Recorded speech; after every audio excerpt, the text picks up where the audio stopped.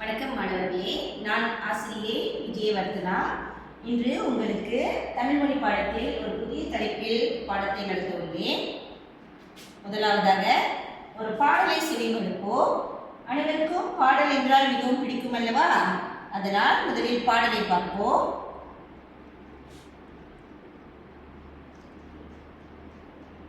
இப்பாடல் கொக்கு பாடு கலையே என்ற தலைப்பில் வருகிறது.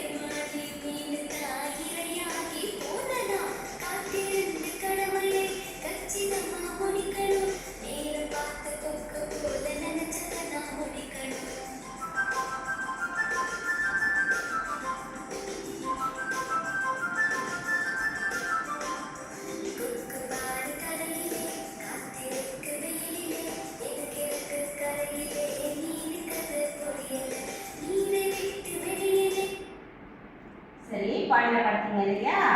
இந்த பாடல் கொக்கை ஒட்டியது. கொக்கு எதற்காக ஆற்றோரத்தில் காத்திருக்கும்னா, அது அதோட உணவு என்ன? மீனை பிடித்து உணவு உண்பது. அப்போ அந்த மீனுக்காக அது கொக்கு ஆற்றோரத்தில் காத்து கொண்டிருந்திருக்கிறது. இது மூலிமா நம்ம என்ன படிக்க போகிறோம் இன்றைக்கு அப்படின்னு பார்த்தீங்கன்னா, நம்ம மூதுரை படிக்க போகிறோம். கொக்கை பற்றிய ஒரு மூதுரை பார்த்தீங்கன்னா, நம்மளுடைய நோக்கம் இன்று மூதுரையை சரியான உச்சரிப்புடன் நயத்துடன் வாசித்து காட்டுவர். மூதுரையின் பொருளை கூறுவர். அடுத்ததாக மூதுரையும் அதன் பொருளையும் சரியான அளவு இடைவெளி வரி வடிவத்துடன் எழுதுவர். முதலில் நீங்கள் மூதுரையும் அதன் பொருளையும் சரியா கூறணும், அதுக்கப்புறம் எழுதணும். சரி, அதையொட்டிய பாடப்பகுதி தான் இது. வாசிப்போம். ஆசிரியர் வாசிக்க நீங்க பின்தொடர்ந்து வாசிங்க. ஓடை மீன்களை கொத்தி தின்பதற்காக கொக்கொன்று வெகு நேரம் காத்திருந்தது. பெரிய மீனுக்காக காத்திருந்த கொக்கு சிறிய மீன்களை சீண்டவில்லை. கொக்கு தூங்கிவிட்டதாக எண்ணி மீன்கள் துள்ளி குதித்தன. தக்க சமயம் வந்தபோது கொக்கு பெரிய மீன் ஒன்றை லபக் என்று கொத்தி தின்னவே மீன்கள் கொக்கை பற்றி அறிந்து கொண்டன. சரி மாணவர்களே, இதில் நீங்கள் என்ன தெரிஞ்சுக்கிறீங்க அப்படின்னு யாராலையாவது சொல்ல முடியுமா? சரி, ஆசிரியர் சொல்றீங்க. கொக்கு ரொம்ப நேரமாக காத்து கொண்டிருக்கும் போது நிறைய மீன்கள் அதை கடந்து சென்றது. ஆனால் அந்த மீன்கள்லாம் அளவில் சிறியதாக இருக்கும். அது அதை விட்டுருச்சு. ஏன்னா அதற்கு பெரிய மீன் மேல ஓர் ஆசை. சரி, பெரிய மீன் வர வரைக்கும் காத்துக்கிட்டு இருந்த கொக்கு மற்ற மீன்களை சீண்டவே இல்லை. அடுத்ததாக கொக்கு தூங்கி விட்டதா எண்ணி மீன்கள்லாம் ரொம்ப ஜாலியா துள்ளி குதித்து விளையாடி கொண்டிருந்தன. அந்த நேரம் பார்த்து ஒரு பெரிய மீன் அந்த கொக்கை கடந்து செல்லும் பொழுது கொக்கு என்ன செய்தது? கொக்கு லபக் என்று அந்த மீனை கவ்வி கொண்டது. எப்படி கவ்வும்? அதோட கவ்வி கொண்டு பறந்து சென்று விட்டது. அப்போ மீன்கள்லாம் என்ன நினைச்சுக்கிட்டாங்க? நாமெல்லாம் சிறிதா இருக்கிறதுனால நம்மளை கொக்கு பிடிக்காம போயிடுச்சு. இதே நம்ம உருவத்துல பெருசா இருந்திருந்தா கொக்கு கிட்ட மாட்டிருப்போம் அப்படின்னு நினைச்சு கொக்கு மீன் மகிழ்ச்சியா துள்ளி குதித்து விளையாடி கொண்டிருந்தன. அடுத்ததாக இதையொட்டி நாம் ஒரு மூதுரை பார்க்க போறோம். மூதுரை வாசிப்போம். ஆசிரியர் வாசிக்க நீங்க பின்தொடர்ந்து வாசிங்க. அப்புறம் நீங்க குழு முறையில வாசிக்கலாம். அடுத்து தனியார் முறையிலையும் வாசிக்கலாம். அடக்க முடையார் அழிவில்லா வேண்டெண்ணி கடக்க கருதவும் வேண்டா மடைத்தலையில் ஓடுமீனோட உருமீன் வருமளவும் வாடி இருக்குமாம் கொக்கு. சரியா? யாரால இந்த மூதுரைய சரளமா வாசிக்க முடியும்னு நினைக்கிறீங்களோ நீங்க கையை உயர்த்தி வாசிக்கலாம். அடுத்தது மறுபடியும் ஒரு முறை வாசிப்போம். அடக்க முடையார் அறிவிலார் என்றெண்ணி கடக்க கருதவும் வேண்டா மடைத்தலையில் ஓடுமீனோட உருமீன் வருமளவும் வாடி இருக்குமாம் கொக்கு.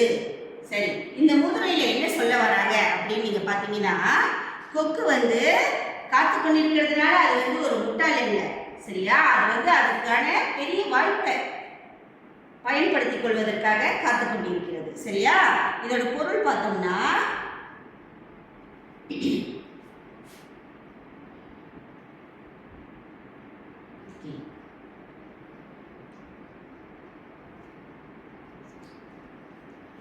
இதெல்லாம் பார்த்தீங்கன்னா அடக்கமுடையார் அறிவிலார் என்றெண்ணி அப்படின்னா அதை பிரிச்சு பார்த்தோம் என்றால் அடக்கமுடையார் அப்படின்னும் பொழுது அடக்கமானவர்கள் அல்லது அமைதியாக இருப்பவர்கள். இப்ப வகுப்பறையிலே பார்த்தோம்னா அடக்கமா இருக்காங்க, அமைதியா இருக்காங்க அப்படின்றதுக்காக நாம அவங்களுக்கு ஒண்ணுமே தெரியாது அப்படின்னு நம்ம முடிவெடுக்க முடியாது. அவங்க அமைதியா இருந்தாலும் அவங்களுக்குள்ள நிறைய விஷயங்கள் தெரிஞ்சு வச்சிருப்பாங்க. அது போல அடக்கமானவர்கள் அமைதியா இருப்பவர்களை நம்ம தப்பா நினைச்சிடக்கூடாது.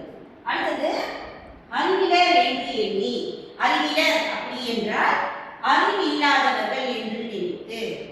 அடக்கமா இருக்காங்க, பேசாம இருக்காங்களே, வகுப்புல யாருக்கிட்டையும் கலந்து பேச மாட்டேங்கிறாங்க, அவங்களுக்கு ஒன்றும் தெரியாதுன்னு நினைக்காம அவங்களுக்கு அதாவது அறிவு இல்லை, அவங்க கிட்ட ஒரு அறிவும் இல்லை, அதாவது கற்றதை தெரிந்து கொள்ள முடியவில்லைன்னு நம்ம தப்பு கணக்கு போட்டக்கூடாது என்னைக்கும் பார்த்தோன்னு, சரியா? ஓகே, அடுத்து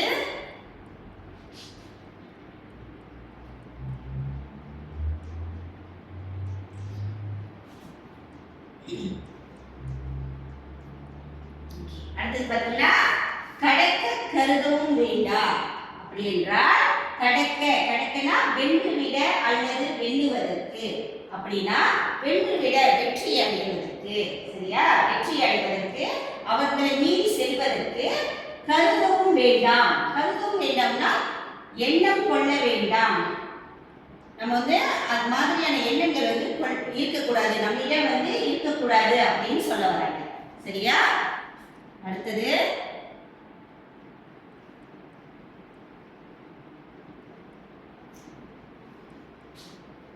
ஓகே, மடைத்தலையில் ஓடுமீனோட உருமீன் வருமளவும், அதாவது மடைத்தலையில் ஓடுமீனோட உருமீன் வருமளவும் அப்படின்றால் மடைத்தலையில் அப்படின்னும் பொழுது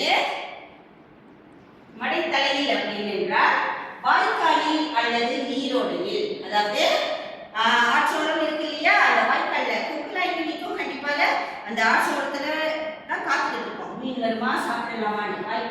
வாய்க்காலில் அல்லது நீரோடை, நீர் ஓடும் இல்லையா, அந்த ஓடையில காத்து கொண்டிருக்கும் போது ஓடுமீன்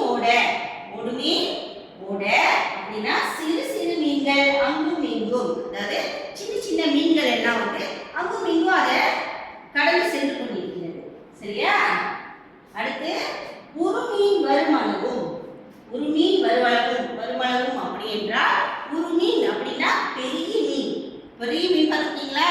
நம்ம கடலுக்கு மீன் பிடிக்க போனாவே என்ன செய்வோம், சின்ன மீன்லாம் பார்த்தோம்னா அந்த வலையில சிக்கிடுச்சுன்னா ஐயோ இது இப்படி நம்ம எடுத்துட்டு போய் ஆயிடுது, ரொம்ப சின்னதாக இருக்கேன்னு விட்டுருவோம்.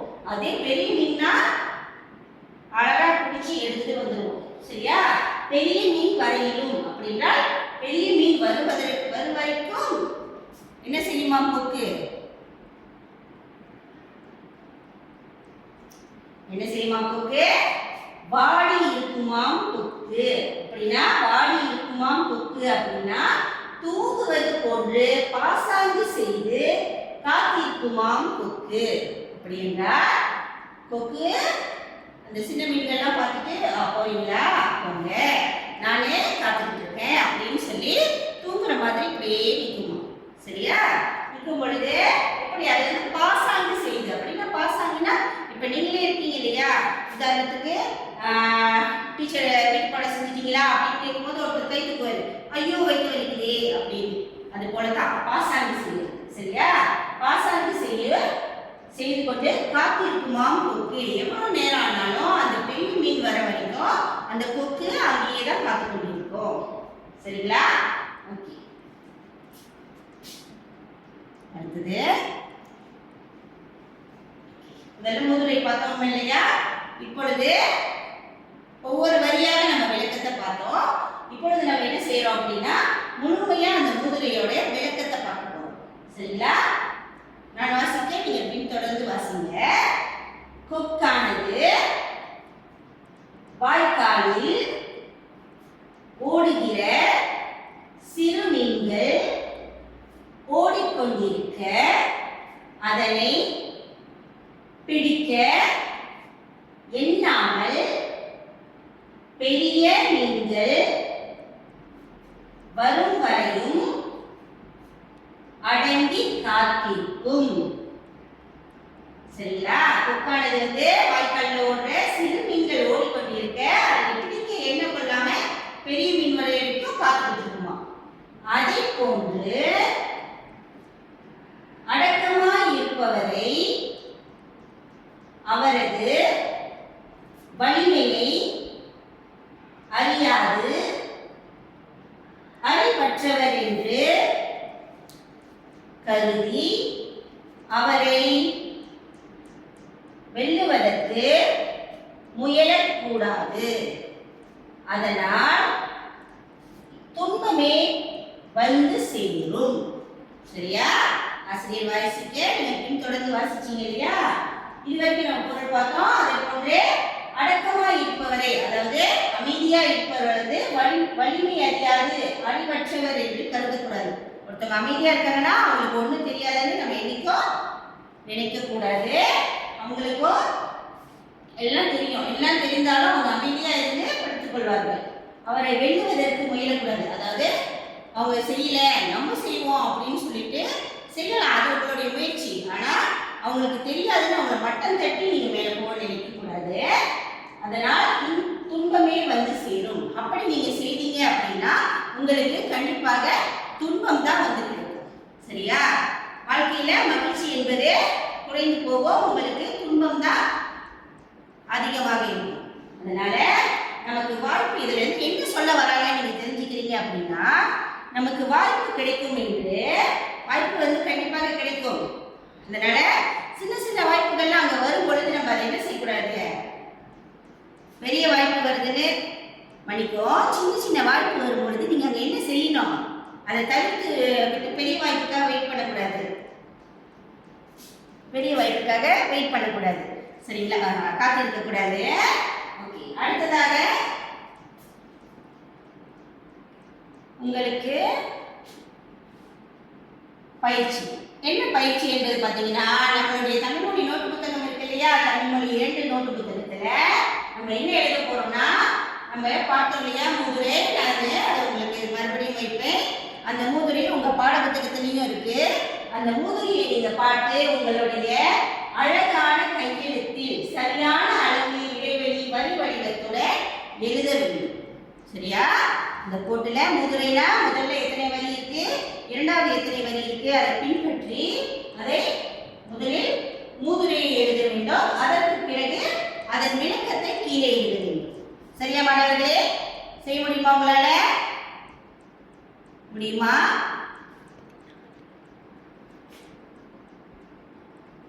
சரி, முதல்ல நீங்க பயிற்சி செய்ய ஆசிரியர் சரி பார்த்த பிறகு நான் மறுபடியும் மூதுரையும் அதன் விளக்கத்தையும் பார்க்க போறோம். சரிங்களா? சரி மாணவர்களே, நன்றி.